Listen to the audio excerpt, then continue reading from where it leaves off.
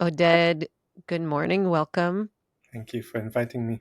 Thank you for agreeing to come onto the show. I'm looking at your bio, and it strikes me as unbelievable the amount of things that you have done, the amount of things that you're doing, that you studied. And now I just read also that you're growing 250 trees and two boys in your moshav. So first of all, again, thanks for finding the time for this. And yeah, how do you find the time for everything? Well, these days it's a difficult question because I split myself also to miluim, which is military Reserve service. duties. So on top of my regular duties as now I'm in hospital in Beersheba, in which I am the head of the daycare unit. So our daycare unit treats mainly trauma survivors and mainly early sexual abuse victims, but also adult trauma and war trauma and many kinds of other traumas. So that's in itself a full-time job. And being a father and also being in the army for the last almost a year, been very, very busy times. Tell me what Uh, you do in the army. in the army, I'm head of a small unit that treats soldiers that have mental consequences of battlefield experiences, which might lead to PTSD, it might lead to post traumatic stress disorder. And we try to treat them as early as possible to prevent the chronic consequences of the war. Yeah, it's something that we discussed on the show with a trauma expert also, that these first few days after a traumatic event are so crucial to avoid kind of slipping into chronic trauma and potentially PTSD. Let's go a little bit backwards to October 7th. Is that the time when you decided to go back in reserve duty? How did that come about? And how has it changed your life since? Hmm. Well, until I think it was called Chomat Magen, it was maybe about 15 years ago. Um, I was already a doctor, but I was still serving in a combat unit. I That's was in, during Operation Defensive Shield. yeah, um, I was still a combat officer.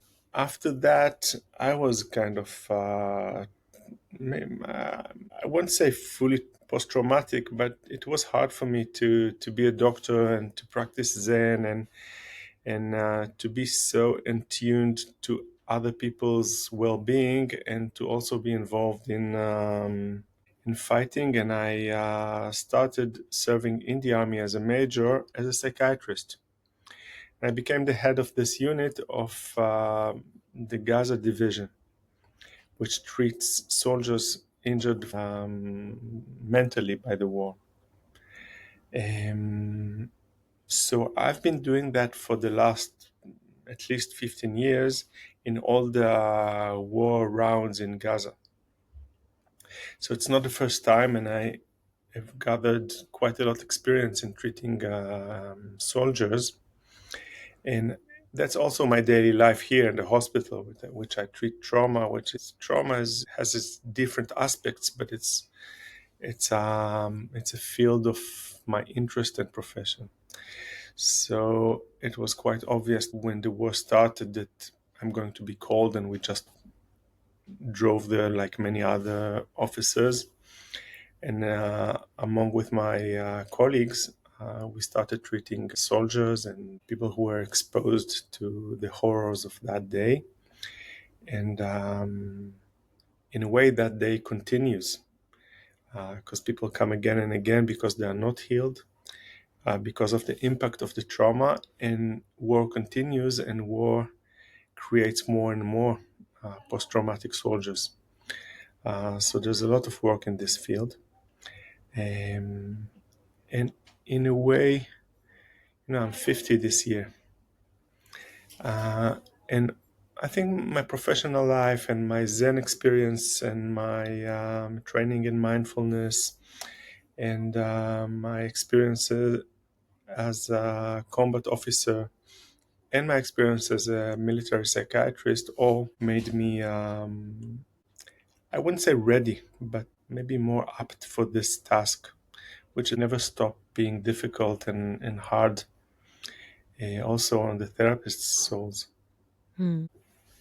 Give me kind of like a macro perspective for a moment of the state of soldiers in the army and the kind of general population that you meet that is dealing with trauma. How would you describe it at the moment versus before October 7th? Well, I think basically the most obvious part is the numbers, the statistics. Many soldiers suffers from post-trauma and moral injury and are exposed to horrors. So the big and first and most prominent difference is the number of people who are casualties, mental, psychiatrically casualties of this war. And it stands also for civilians, of course, which I see in hospital and in my private clinic, and also um, stands for those people who were already traumatized before the war because of sexual abuse, accidents, attacks, previous wars, which their condition also worsened. So the general atmosphere in this country, which is it's almost like, as very evolved mammals, would you say that a lot of people who have a history of trauma can kind of sniff it out in the air and it can reawaken trauma? Yeah, I mean, this is a very absolutely. primal way of describing it. Absolutely. Um, there's a saying which says, what's not kill you makes you stronger. I find it not so true. Some people manage to do post-traumatic growth, and that sentence might be valid for them. But for most people, previous traumas makes you weaker, not stronger, and more prone to the consequence of later trauma. Mhm. So we meet many people who were traumatized before, and their condition is not so good these days because of the events and the atmosphere of nothing is really sure, nothing is really well held. I think many people feel that there's no responsible adults in the country these days. Mm. And so therapists like you kind of have to step into those shoes. And I guess in a way, you're probably carrying a heavier burden than ever before, I imagine. Yeah, yeah, I would agree. Tell me, what is the ideal? I mean, of course, there is no ideal treatment program because every person is so different and the trauma is very different. But if you could kind of think about the ideal governmental and treatment framework for people who either civilians or combatants who come back with trauma. What would that be? What is the first or several first most important things that these people need? It sounds like a simple question, but it's really not. Even though people are fighting and killing each other for thousands of years, we still know very little about what's the most effective way to treat post-traumatic casualties. Mm, What's supposed to be so well known after so many wars and so many years of fighting, it is still a good question. And I think the most intriguing question is, what do we do with recent trauma? mm, How do we treat people who met trauma in the last few hours and last few days? What could prevent them from deteriorating further? And it's an open question. We don't really know how to treat them pharmaceutically or therapeutically in conversations. So we try many things, and there's no agreed protocol.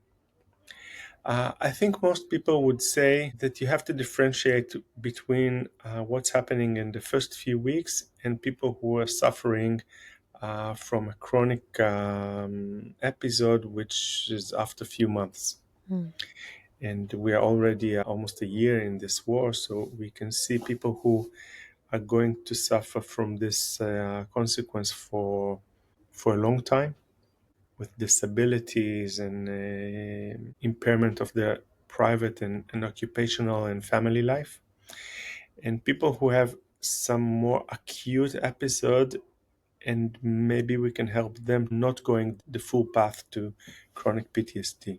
I think our goal is to give it validation, to be a supportive net for their needs, to say the obvious that they've went through things that are extreme and not normal to experience, and to explain how the soul tries to organize itself in order to heal. So Israel has a unique experience in treating trauma, and we have all those kinds of protocols to treat trauma. I think basically you have to just be there and allow the person to go through his trauma in a safe environment in which he can feel held, understood, and welcomed. Mm. Afterwards, we're trying to treat the more chronic consequences, and here we have to engage with the community. Sometimes people need to be for a period in institutions like we have here, which is a daycare unit. And some people lately are also being benefited by psychedelic therapy. Mm. And I think it's worth to say that the traditional therapies for PTSD are not so efficient. So we are always in a search for new therapies, and personally, it's a field that I'm very interested in.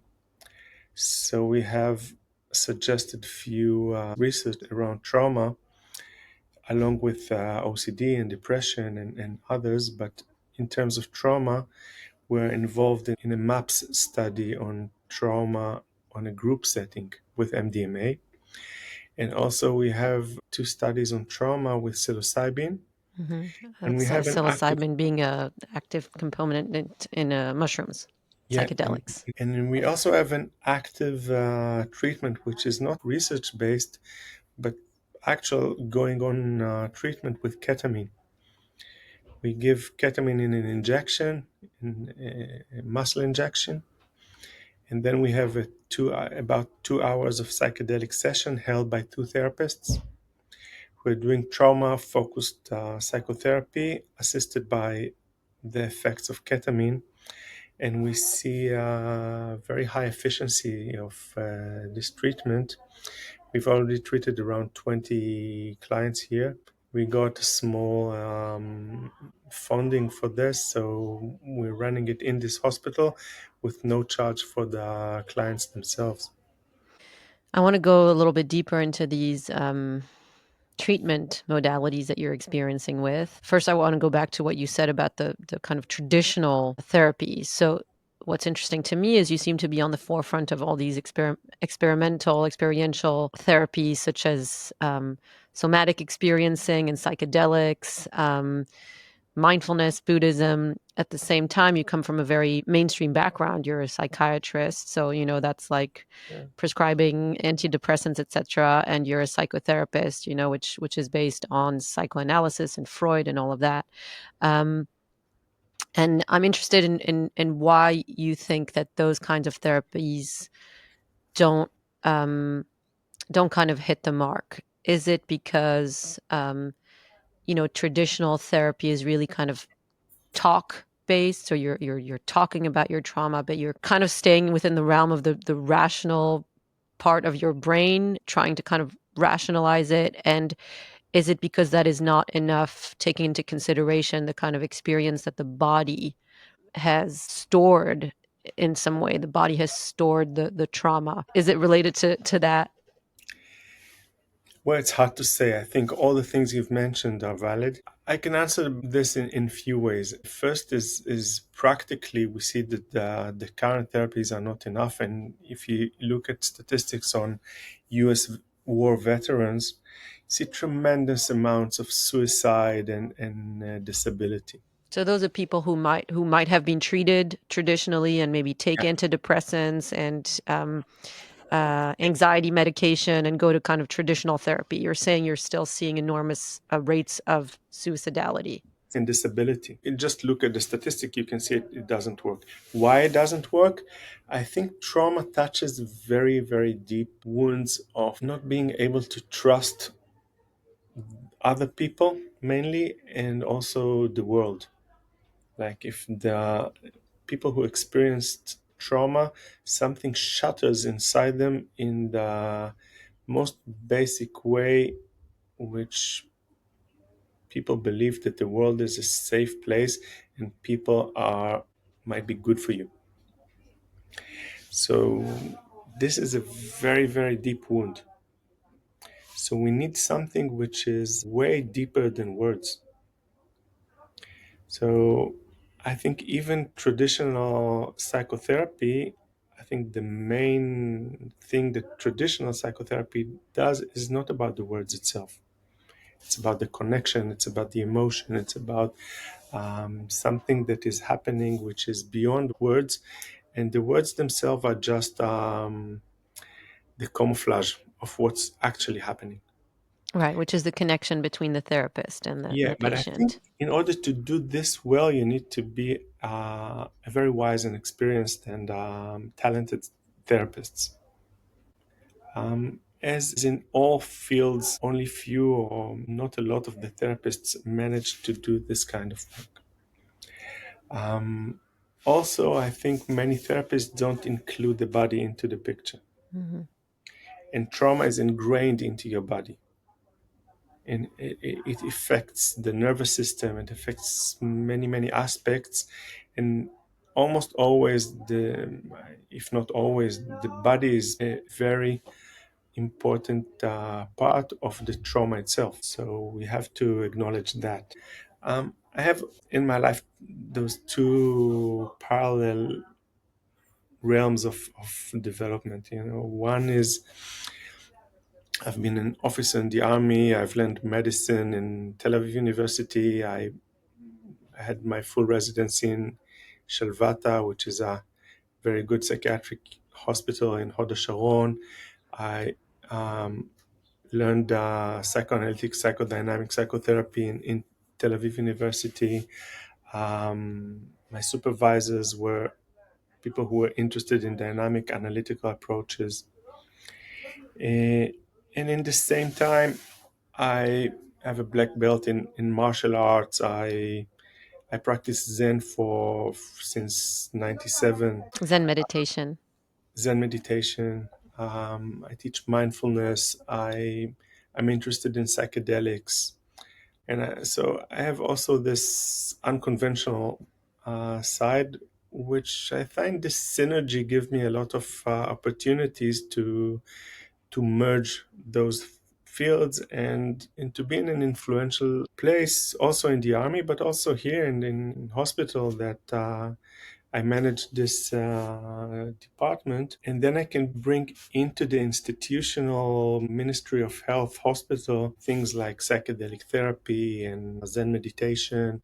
It's not very usual that I don't think we have another psychiatrist in the hospital who have a Buddha on the wall.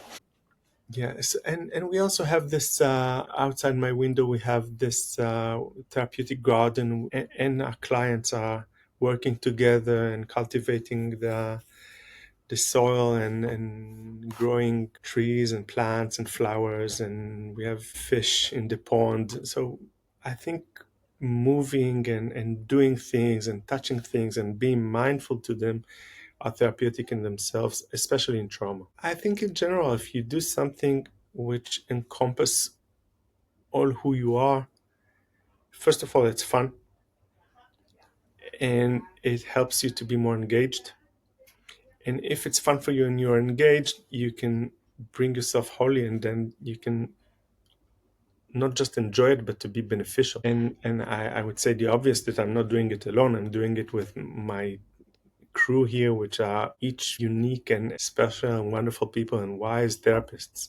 I've been in conventional therapy for 20 years and uh, took different kinds of medication, and I can say for myself, for childhood trauma, that they helped to an extent. They helped kind of contain, manage, but I always felt like I was moving through life with kind of like a limb missing. Like maybe to the outside world, it looked like all my limbs were there, but I felt like something wasn't there. I really felt that once my body was included into the healing process, that's really when my kind of invisible limbs started appearing.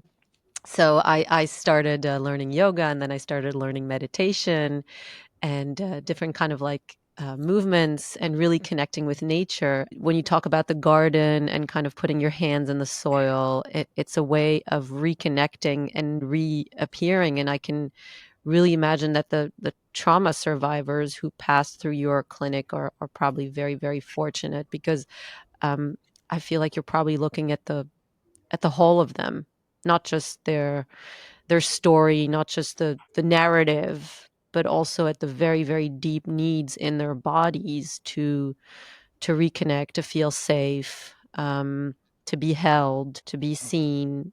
What are the things that you do in order to maintain your own resilience? And are there moments where you start to feel like you're fraying at the edges? Well, I think the last year was very challenging. I have this regular zazen practice, which is Zen meditation, which I sit regularly, and is I think it's really saving me. Gives me kind of everyday stopping to recalibrate. What do you do during the Zen meditation? Nothing. Is it just focusing on breath? No, Zen meditation is about, it is sometimes called the art of doing nothing. So, in contrast to many other meditations in which you have objects like focusing on breath or on noises or on sensations, in Zen meditation, classically, you just being aware of what is, with what is called choiceless awareness, and you bring your attention not to the contents of what's happening in your consciousness, but just to consciousness itself. It sounds a little vague, but normally we are focused on thoughts content. Zen master Dogen, which is the greatest Japanese Zen master ever in the 13th century, he calls it to take the backward step. It's like taking a step backwards for all the occupation of the mind with things. And how does it feel not to be busy with things, but just with awareness itself? Mm. So it needs some practice, not a lot to understand the technique, and then it's just sitting. In a way, it's the most simple and maybe the most challenging meditation. Yeah, I can imagine why it would be so challenging, because you don't have an anchor, you don't have something to Yeah. focus on. So I do meditation. I also trying to be aware of my body. So I move. I When I go home, I have my garden. So there's a lot of work. I'm building things in wood, and I'm treating the garden, and I have my kids to play soccer with and to wrestle with, and I have my friends. They all been very supportive in the last year and going with me with like a big hug.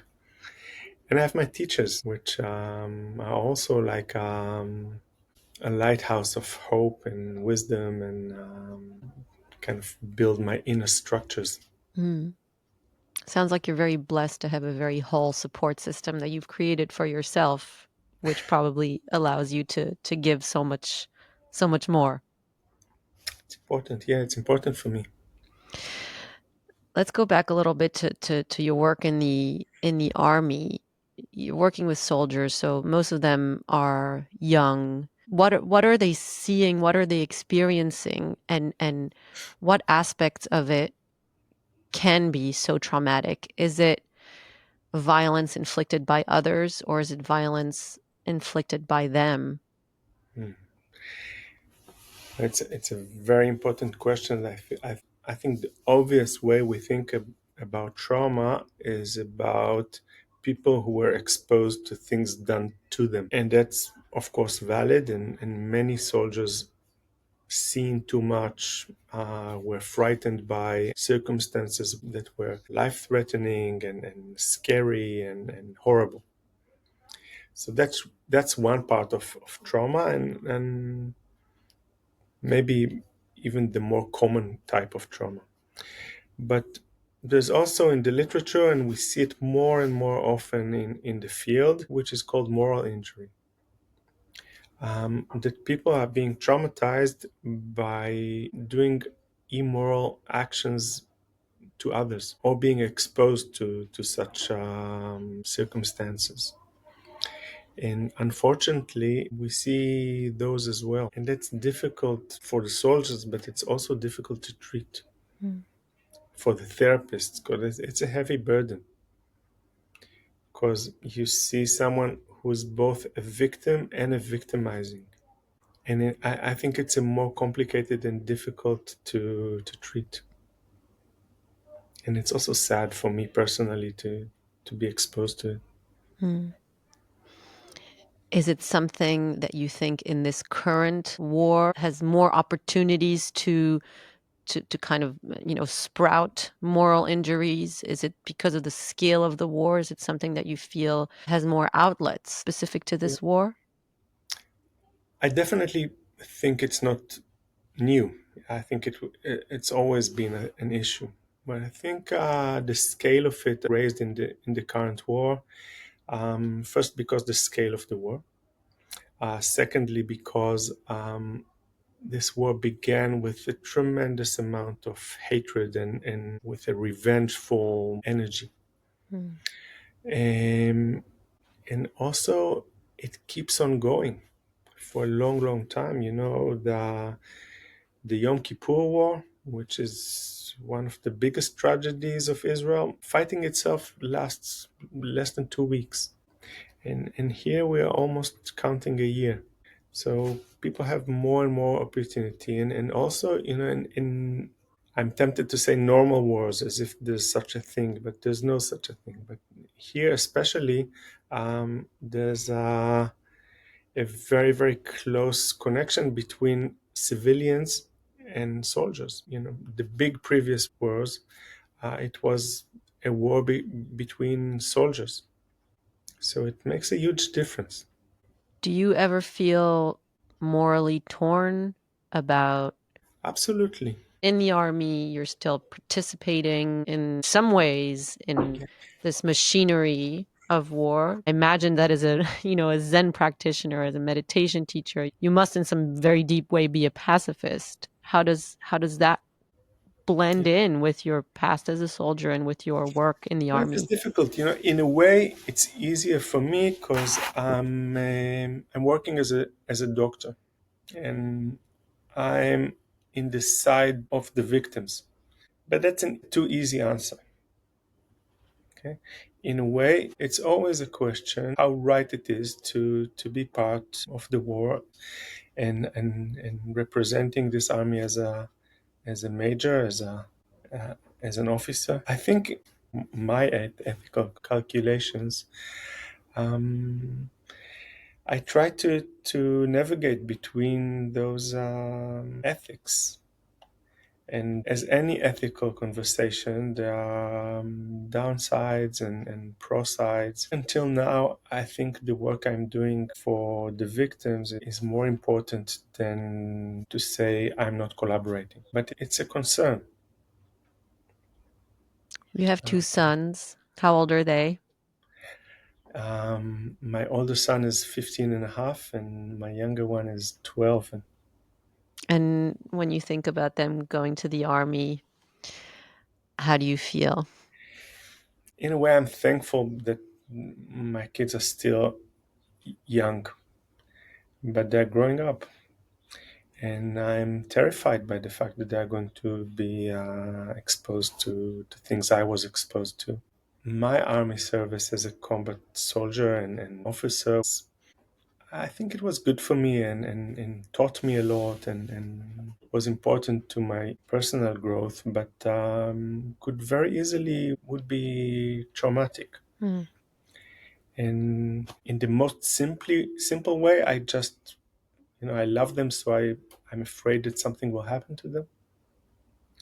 And I'm also not always trust the leadership that will be wise enough to care for their lives. So it's a concern, but I don't think it's a different concern from any father in this country, mm. father or mother. Yeah. I have an almost 9-year-old, and I keep telling my husband they're very fortunate that they have several passports. And I'm from Belgium. My husband's from the United States, and we always argue about how much we are willing to sacrifice. Until when are we willing to stay and sacrifice? And it's a theoretical question because we both care deeply about this place and we want to be here. But I always tell him I give you, as if he's in charge of this country, I give you 5 years. If in 5 years things are still, if I still don't trust the leadership, thinking about my son is makes it all so real, and it's time sensitive, it's time related. It is such a peculiar thing that I think I'm not sure there's any other country like Israel that has to kind of think in the same ways. I always ask my guests this: do you ever have kind of like secret dreams of escaping this place? Is there somewhere that you think would be all zen and peaceful? Well, of course, I have these dreams. I also love this country. My friends are here, my family. Um, Hebrew is very ingrained into my thinking and soul. But there are many other beautiful places in Kama. My sister lives in the UK. Laura, the mother of our kids, she's British. So my kids also held a British passport, and they have a very big and nice family there. So it's always an option. It's a good question. Kyoto is beautiful. I didn't mean to plant the seed of escapism. It's just a thought exercise. It's not meant to. Yeah, Yeah, yeah. yeah, yeah, yeah. I think this country needs you. I think you're going to find very few people that don't have these dreams somewhere. Yeah. I think it's important on some level to be able to imagine being in a place or at a time that feels beautiful and joyful and safe. And that's also something I keep coming back to on this podcast, is that I think a lot of people feel a lot of guilt when they either travel, but it can just be when they enjoy, when they have family dinners or dinners with friends and they laugh and uh, they dance or they do yoga. And I think dreaming of escaping or being in a place where we would have that feeling of joy and safety is actually very important. Just in the same way that you find all these support networks that allow you to do what you do, I think all of us have to fill our buckets to the extent that we can in order to be able to be there for others or for ourselves, you Yeah. know. Tell me more about psychedelics, about all these kind of ketamine, MDMA, psilocybin. First of all, how much experience do you personally have with them? And tell me about it, just because I'm very curious. I'm interested myself, but what do you think it is about them that have these healing aspects? So, yeah, personally, my research interest in psychedelics is not entirely theoretical. So I have quite a lot of experience with psychedelics since I was very young. Psychedelics were like a company to my life in the last at least 2 decades, and escorted my professional development and psychotherapeutic development and my personal development and many, many other things. And I'm very happy for the opportunity to bring it into the institutions and to do it in a responsible, safe, and legal way. And that's a huge benefit of being a psychiatrist in a governmental owned hospital, and to live in this era in which psychedelic has its what is called renaissance.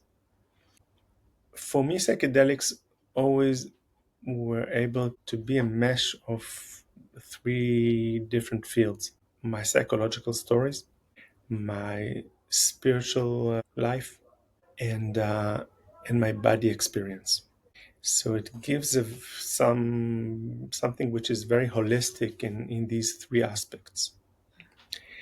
And if you do it in a therapeutic way, which is held and safe by experienced people and good-hearted people with good intentions, it can be great help to many things, many formal disturbances, as well as just for personal growth. It's very different from doing it in a party or recreationally. And I think psychiatry these days is not in a very good place. For the last few decades, there were no real new therapies in psychiatry. And the medicine we use are not very good, not very efficient, and they have terrible side effects. So we are always in search for new therapies which will be less chronic and more efficient and with less side effects. So I think the search into psychedelics is part of that. And I think research shows that this combination has a unique synergy of being with less defenses, which enables you to be more talkative and more open to psychotherapy. So things really get moving way faster on one hand. And on the other hand, it has this neurophysiological aspects, which is related to greater brain connectivity and plasticity.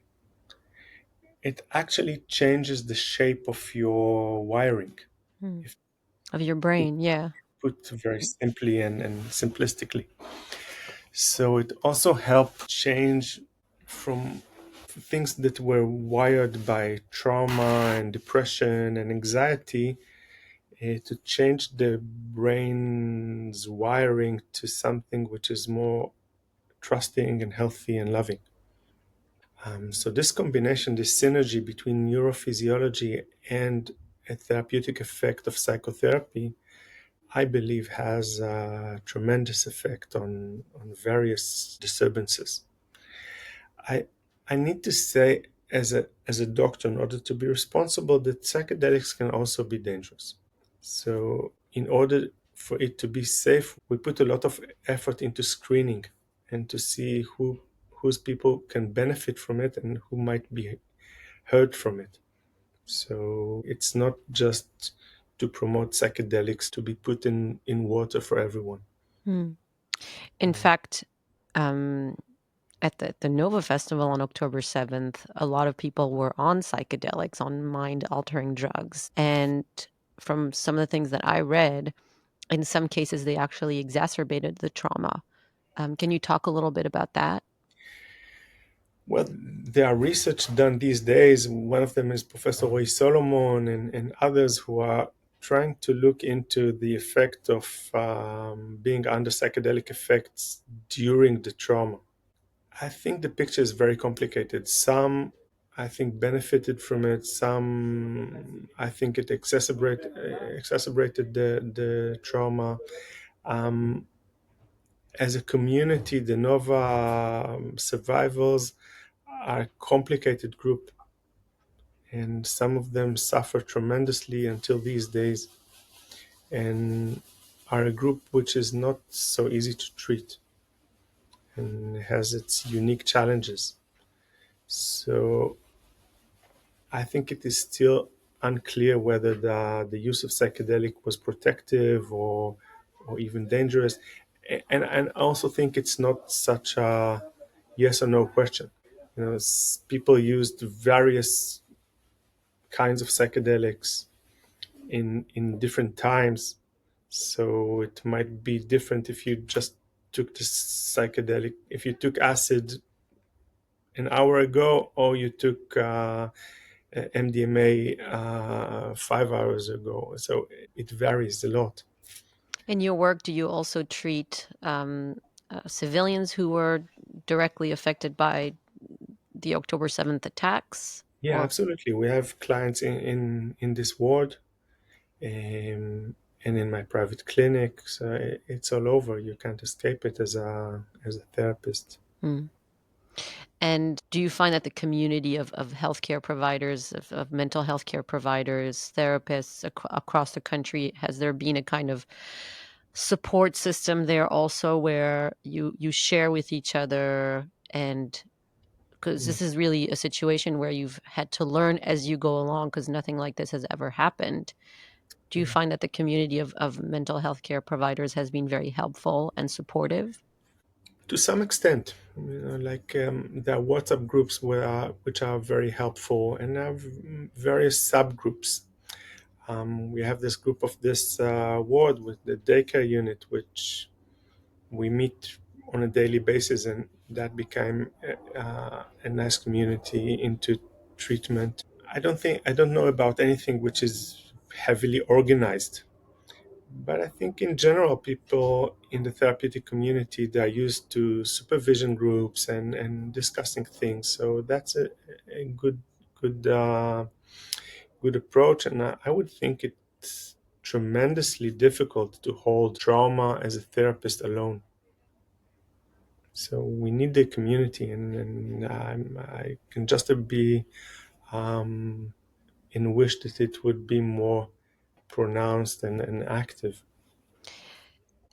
Do you feel there is an understanding on the part of those in power? You know, you said before that we're kind of, in a way, we're on our own, that the leaders aren't displaying a lot of responsible, um, emotionally intelligent leadership. But is there a general understanding on the part of the Ministry of Health and on the part of those in power of the scale of the wounding, of the psychological wounding of soldiers, of the general population?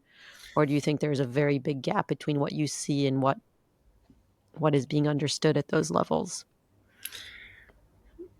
Well, I think there are many good people who are very well intentioned that are trying to find solution to that. On the other hand, mental health in Israel was neglected for decades, and we are in huge gaps in a need for psychologists and social workers and psychiatrists, and that's a consequence of years of neglection. And now the country is in need, and it's difficult to recruit so many people so fast to work in the Ministry of Health that pays really little and not enough to therapists. So that's a challenge. On the other hand, I see the initiative, and I see very good and wise people trying to find solutions. And I think we are not yet exposed to the scale of the impact of this war on civilians. I think it is yet to come. Mm, Maybe, I don't really know why, but we don't see the massive amounts of people arriving to the hospitals yet. mm. But I'm almost sure it is going to arrive.